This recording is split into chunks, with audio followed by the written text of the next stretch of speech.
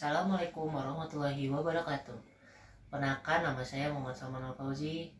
Saya dari kelompok 4 yang beranggotakan Janwal, Yeni, Mega, dan Adisya akan menjelaskan tentang sejarah Sriwijaya, yang dimana ada awal masuk Sriwijaya, perangan Sriwijaya, ekonomi, budaya-budayanya, serta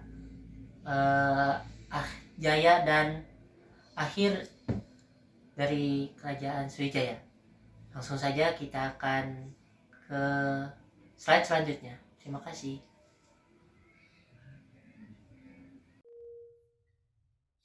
Assalamualaikum warahmatullahi wabarakatuh. Perkenalkan, nama saya Yeni Nur Aini Sugiyarti, akan menjelaskan mengenai letak geografis dan awal masuk kerajaan Sriwijaya.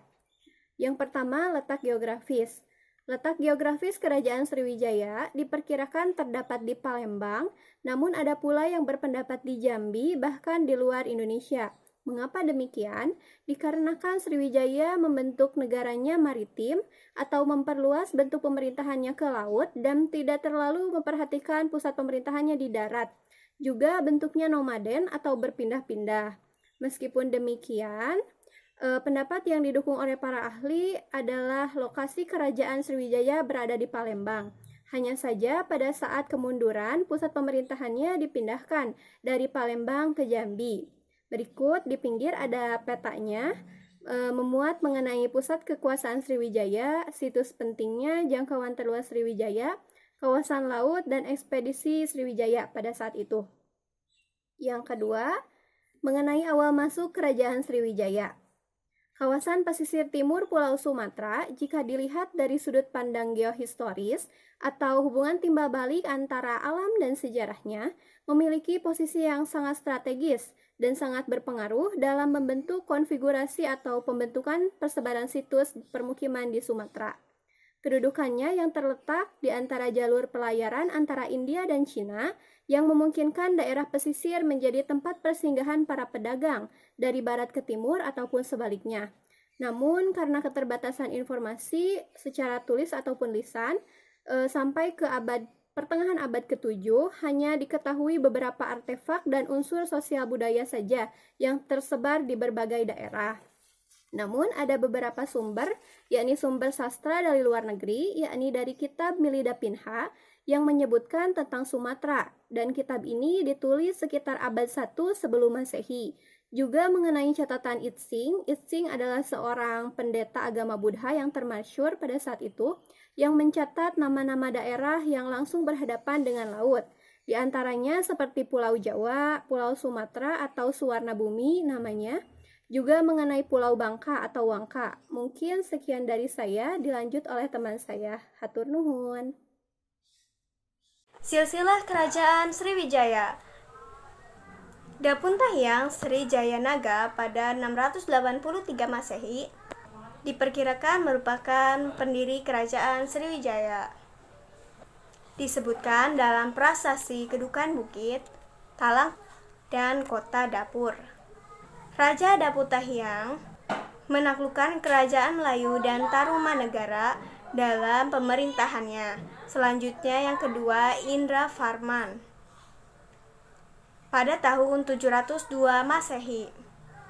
Indra Farman sempat mengirimkan utusan ke Tiongkok pada 702 sampai 716 Masehi dan 724 Masehi. Selanjutnya Rudka Vikraman atau Lu Te Wei Kong pada 728 Masehi. Mengirimkan utusan ke Tiongkok pada 728 sampai 748 Masehi. Raja yang keempat, Dharma Setu pada 790 Masehi. Yang kelima ada Raja Sangraman dan Dharmajaya atau Wisnu pada 775 Masehi. Selama kepemimpinannya, Raja menaklukkan Kamboja Selatan. Yang keenam, Samaratungga pada 792 Masehi. Sriwijaya gagal mempertahankan kekuasaan pada Kamboja Selatan pada tahun 802 Masehi. Yang ketujuh, Balaputra Sri Kaluhunan atau Balaputra Dewa pada masa 835 Masehi. Balaputra Dewa membawa kerajaan Sriwijaya ke masa keemasannya. Ia juga memerintahkan pembuatan biara di kerajaan Chola di India dan meninggalkan prasasti Nalanda. Yang kedelapan, Sri Udayatiyawarman pada 960 Masehi dan mengirimkan utusan ke Tiongkok pada 960 Masehi. Yang kesembilan, Sri Wuja atau Sri Udayatiyan pada 961 Masehi mengirimkan utusan ke Tiongkok pada 961 sampai dengan 962 Masehi. Yang ke-10, Saisi pada 980 Masehi mengirimkan utusan ke Tiongkok pada 980 sampai dengan 983 Masehi. Yang ke-11, Sri Chudamani Warma Dewa pada 988 Masehi. Pada saat kekuasaannya terjadi penyerangan dari Jawa. Yang ke-20, Sri Marawijaya Tunggawarman pada 1008 Masehi sempat mengirim utusan ke Tiongkok pada 1008 Masehi. Yang ke-13, Sumatera Bumi pada 1017 Masehi pada masa kekuasaannya mengirimkan utusan ke Tiongkok pada 1017 Masehi. Yang ke-14, Sri Sanggrama Wijaya Tunggawarman pada 1025.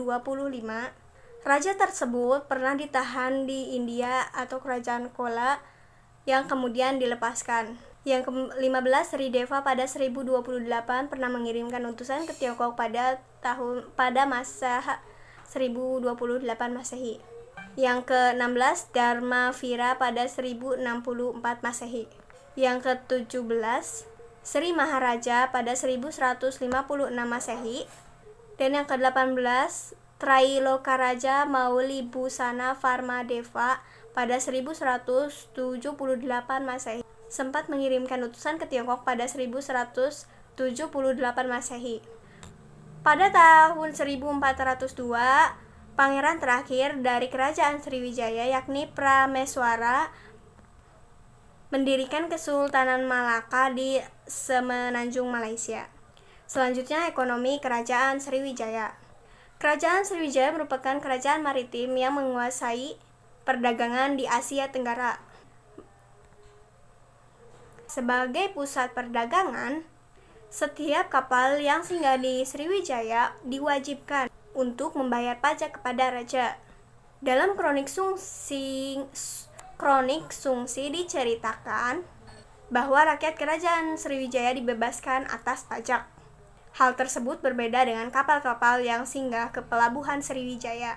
Bagi kerajaan Sriwijaya, kegiatan perdagangan dianggap penting karena Sriwijaya menguasai Selat Malaka, Tanah Genting Kera, dan Selat Sunda yang menjadi urat nadi pada perdagangan di Asia Tenggara, menjadikan Sriwijaya tempat transit perdagangan di Asia Tenggara yang disinggahi kapal-kapal untuk mengisi air minum dan makanan, serta aktivitas perdagangan. Kerajaan Sriwijaya memperoleh untung dalam komoditas ekspor dan pajak kapal-kapal yang singgah di Sriwijaya. Assalamualaikum warahmatullahi wabarakatuh. Perkenalkan, nama saya Mega Cahayutami.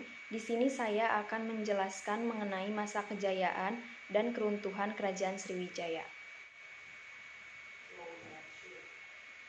Pada abad ke-7, kerajaan Sriwijaya memperluas wilayah kekuasaannya. Perluasan wilayah kekuasaan tersebut dimulai dari daerah sekitarnya, yaitu Palembang, Jambi, Lampung, dan Jawa, termasuk Kerajaan Tarumanegara, tetapi belum berhasil. Penguasaan wilayah-wilayah tersebut erat hubungannya dengan penguasaan lalu lintas perdagangan. Nah, pada abad ke-13, kekuasaan kerajaan Sriwijaya meliputi sebagian besar Sumatera, semenanjung Malaysia, sebagian wilayah Jawa Barat, dan pulau-pulau di Laut Cina. Pada abad ke-8 dan ke-9, kerajaan Sriwijaya mencapai puncak kejayaannya. Pada saat itu, kerajaan Sriwijaya diperintah oleh Raja Balaputra Dewa dari dinasti Sailendra. Raja Balaputra Dewa merupakan raja yang cakap dalam memerintah. dan berhasil menjadikan Sriwijaya menjadi kerajaan yang sangat besar. Untuk kepentingan kerajaan, Raja Balaputra banyak mengirimkan para pemuda untuk belajar di India, terutama di perguruan tinggi Nalanda. Untuk menampung para pemuda Sriwijaya yang belajar di Nalanda, Raja Balaputra Dewa mendirikan sebuah asrama. Untuk selanjutnya, saya akan menjelaskan tentang masa keruntuhan Kerajaan Sriwijaya. Pada saat itu, banyak sekali serangan-serangan yang datang kepada Kerajaan Sriwijaya. Salah satunya yaitu kerajaan dari Kola yang menyerang Kerajaan Sriwijaya sebanyak 2 kali, yang menyebabkan Kerajaan Sriwijaya hancur. Pada tahun 1024 Masehi, Kola menyerang Sriwijaya untuk pertama kalinya. Serangan itu diulang kembali pada tahun 1030 Masehi. Banyak kapal Sriwijaya yang tenggelam dan hancur pada saat itu akibat peperangan tersebut. Tidaklah heran kalau peperangan itu melemahkan angkatan laut Sriwijaya. Semakin rapuh kekuatan militer mengakibatkan kontrol terhadap wilayah bawahan pun menjadi semakin lemah. Terbukti dari sikap kerajaan Melayu yang melepaskan diri dari Sriwijaya. Keamanan wilayah yang kacau tentunya berpengaruh pada merosotnya arus perdagangan. Para pedagang enggan singgah di Sriwijaya. Sriwijaya dulunya menjadi pusat perdagangan, kini telah menjadi serangan bajak laut. Akhirnya, pada tahun 1377 Masehi, tidak lagi terdengar berita tentang Sriwijaya. Saat itu bersamaan dengan tampilnya kerajaan perkasa di Jawa, yakni Majapahit. Assalamualaikum warahmatullahi wabarakatuh. Saya Janal Firdaus akan menjelaskan tentang 7 karya peninggalan Kerajaan Sriwijaya. Yang pertama adalah Kitab Pramana Vartika. Pramana Vartika merupakan karya sastra dalam bentuk kitab, ditulis oleh Dharmakitri dan merupakan salah satu dari banyak peninggalan Kerajaan Sriwijaya. Kitab ini merupakan satu-satunya karya sastra dalam bentuk kitab pada peninggalan Kerajaan Sriwijaya. Tidak ada sumber yang jelas menyatakan isi kitab ini, tetapi perlu diketahui bahwa dengan adanya kitab ini berarti membuktikan bahwa memang benar bahwa penyebaran ajaran agama Hindu ataupun Buddha di Indonesia turut berpengaruh pada seni sastra, dan kitab ini merupakan salah satu karya sastra peninggalan Hindu-Buddha Indonesia. Yang kedua adalah Prasasti Kota Kapur. Ditemukan di Pulau Bangka bagian barat, ditulis menggunakan bahasa Melayu kuno serta aksara Palawa. Untuk selanjutnya itu adalah Prasasti Ligor. Selanjutnya adalah Prasasti Ligor yang ditemukan di Nakhon, Sri Thammarat, yang merupakan wilayah dari Thailand bagian selatan. Prasasti ini memiliki pahatan di kedua sisinya, masing-masing diberi nama Prasasti Ligor A dan Prasasti Ligor B. Untuk selanjutnya Prasasti Palas Pasemah. Isi dari prasasti ini yang ditemukan di pinggir rawa Desa Palas Pasemah ini adalah tentang kutukan bagi orang yang tidak mau tunduk dan dengan kekuasaan Raja Sriwijaya. Untuk selanjutnya adalah Prasasti Hujung Langit. Hujung Langit merupakan sebuah prasasti yang ditemukan di sebuah desa bernama Desa Haur Kuning, Lampung. Sama halnya dengan prasasti sebelumnya, prasasti ini pun ditulis menggunakan bahasa Melayu kuno dan aksara Palawa. Untuk selanjutnya adalah Prasasti Talaga Batu. Tahun 1935, di sebuah kolah bernama Talaga Batu, Kelurahan 3 Ilir, Kecamatan Ilir Timur 2, Kota Palembang, ditemukan sebuah prasasti yang kemudian disebut sebagai Prasasti Talaga Batu, menceritakan tentang kutukan bagi orang-orang yang berbuat jahat di kedaulatan Sriwijaya. Untuk selanjutnya adalah Prasasti Kedukan Bukit. Kedukan Bukit merupakan prasasti yang ditemukan di Kampung Kedukan Bukit, Palembang, Sumatera Selatan pada tanggal 29 November 1920. Tepatnya ditemukan di tepi Sungai Tatang yang mengalir ke Sungai Musi. Untuk selanjutnya merupakan aspek keagamaan di Kerajaan Sriwijaya. Kehidupan agama masyarakat Sriwijaya dipengaruhi oleh datangnya pedagang India. Pertama adalah agama Hindu, lalu agama Buddha. Agama Buddha dikenalkan di Sriwijaya pada tahun 425 Masehi. Ising melaporkan bahwa Sriwijaya menjadi rumah bagi ajaran Buddha, sehingga menjadi pusat pembelajaran agama Buddha, khususnya aliran Mahayana. Selain itu, aliran Buddha Hinayana juga turut berkembang di Sriwijaya. Nama Dharmapala dan Sakyakirti pun tidak asing lagi. Dharmapala adalah seorang guru besar agama Buddha di Kerajaan Sriwijaya. Dia pernah Dia pernah mengajar agama Buddha di perguruan tinggi Nalanda, Benggala. Sedangkan Sayakitri adalah guru besar juga. Dia mengarang buku Hastadanda Sastra yang sangat dimungkinkan bahwa Sriwijaya yang termasyhur sebagai bandar pusat perdagangan di Asia Tenggara tentunya menarik minat para pedagang dan ulama muslim Timur Tengah, sehingga beberapa kerajaan yang semula adalah bagian dari Sriwijaya lalu tumbuh menjadi cikal bakal kerajaan Islam di Sumatera kelak di saat melemahnya pengaruh kerajaan Sriwijaya. Mungkin itu yang bisa saya sampaikan. Terima kasih. Assalamualaikum warahmatullahi wabarakatuh. Terima kasih bagi yang sudah menjelaskan isi tentang kerajaan Sriwijaya. Jadi kesimpulannya adalah kerajaan Sriwijaya adalah kerajaan yang terkuat pada zamannya yang sudah menguasai beberapa negara seperti Singapura dan yang lainnya. Dan semoga bermanfaat dari presentasi yang kami presentasikan. Terima kasih. Wassalamualaikum warahmatullahi wabarakatuh.